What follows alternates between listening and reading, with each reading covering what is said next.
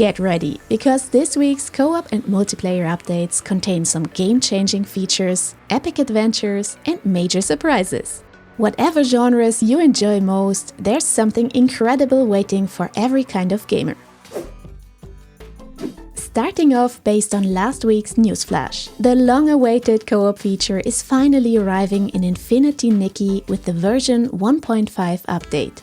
Stylists will journey through time and space, guided by a mysterious figure, until Nikki arrives in the Sea of Stars, meeting different versions of herself from different worlds, which is actually code for the online co-op multiplayer feature coming starting on April 28th. This is going to be built on in the future, adding more value to the co-op aspects. To start off though, you can meet with existing friends and new stylists in the Sea of Stars map. You get a prompt to hold hands and then journey along to explore together. Any material collected while in co-op will be doubled, so both get everything. There is also a multiplayer challenge called Bubble Trail. You have to work together to make it to the end. The catch is that it's kind of like in Split Fiction, but without the split screen. Each player sees only specific platforms, so you have to guide each other. Besides that, the new zone Serenity Island is coming, offering new areas and ways to explore, including the new ability outfit Spring Bloom Enchantment. Across the island, there are multiple interactive co-op experiences, like the Rainbow Seal and the minigame Where Are the Gifties? In the new co-op mode Fashion Runway, stylists can showcase their best outfits to other stylists. 2 new Resonance outfits, Snowy Ballad and Crimson Feather, are coming. Both have special interactive features involving a friend. The Mermaid outfit lets you float hand in hand over the water.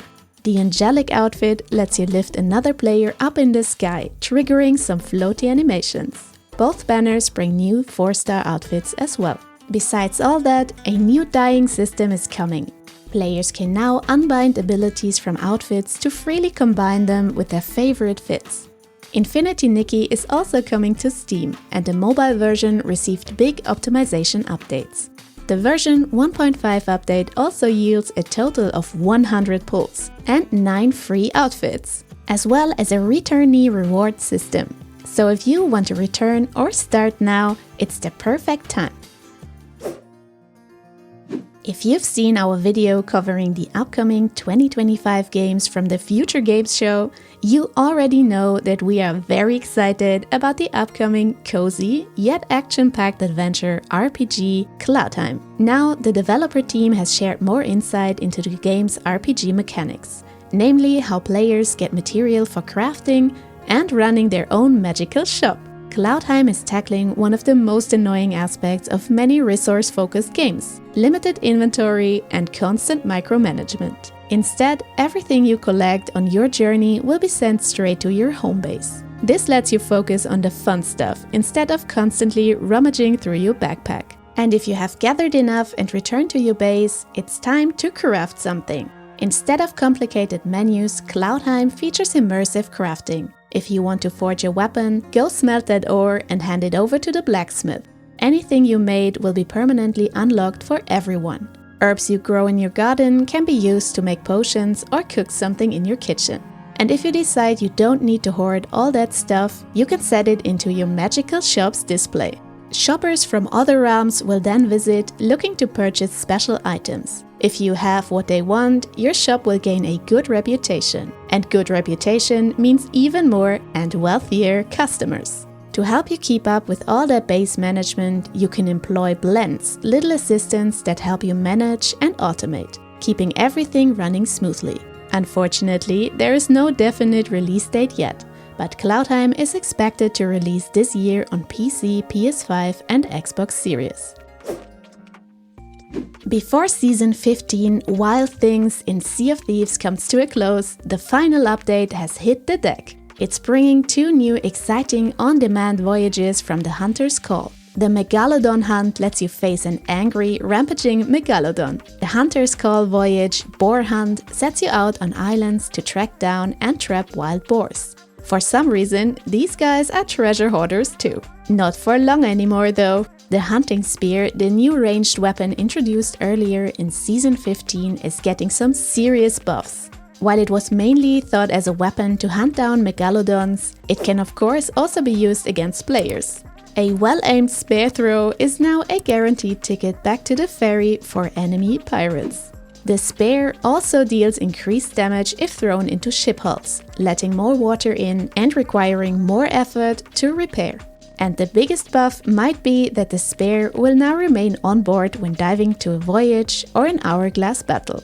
So you can prepare for trouble in advance. The developers shook up the meta even more by rolling out a patch to fix that ladder launch. This movement allowed players to basically launch themselves off their ship. No more funny launches, guys. If this sounds exciting to all my collectors out there, don't worry.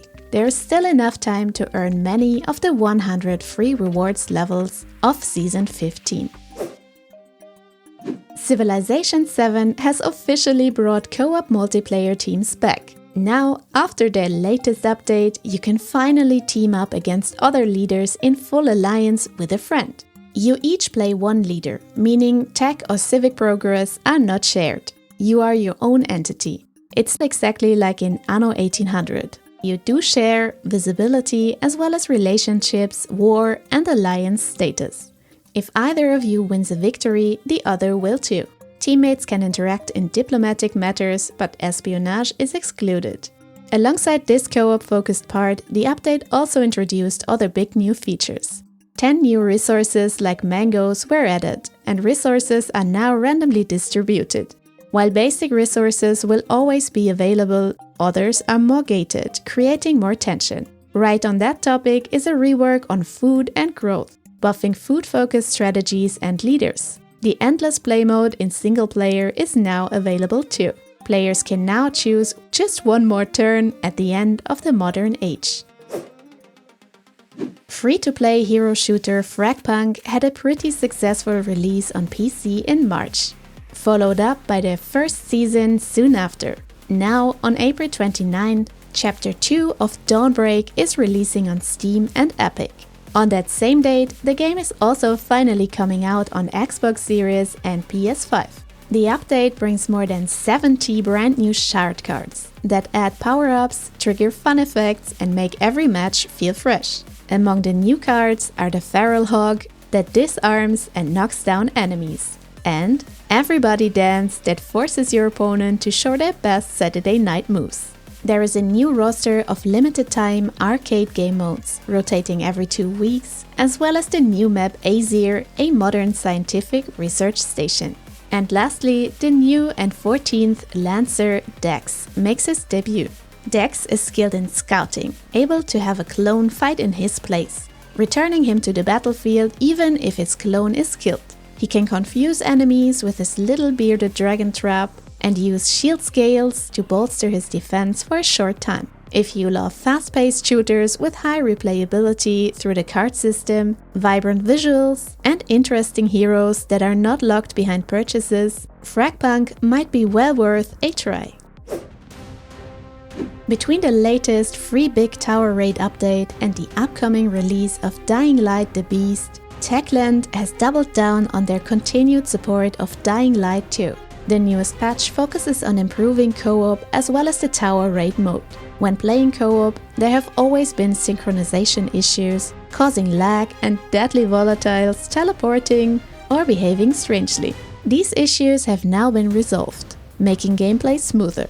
The HUD has been streamlined with less visual clutter and more focus on vital measures and the position of your teammates. Techland also resolved some co-op issues preventing quests from starting or playing out as intended.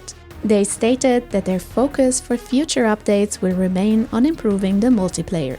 In terms of Tower Raid, the 4-player roguelite game mode, 27 new additional weapons were added, as well as better rewards to add some extra motivation.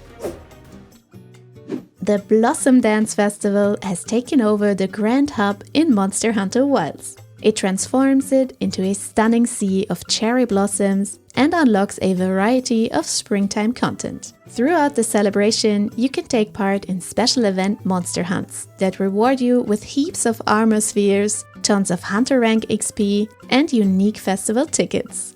These tickets are used to forge the gorgeous Sakura and Japan-inspired outfits you're seeing on screen. Curious about what each hunt yields? Just peek at the quest description or the loot rewards table to see the possible rewards. And if you're teaming up with fellow hunters, don't miss our multiplayer hunting guide, packed with useful tips you probably haven't heard of yet. While the release of Open World Survival Dune Awakening has been pushed back to June 10th, they now invite all interested players to their large-scale beta weekend taking place on May 9th to 12th. All you have to do is sign up on their Steam page and be selected to participate.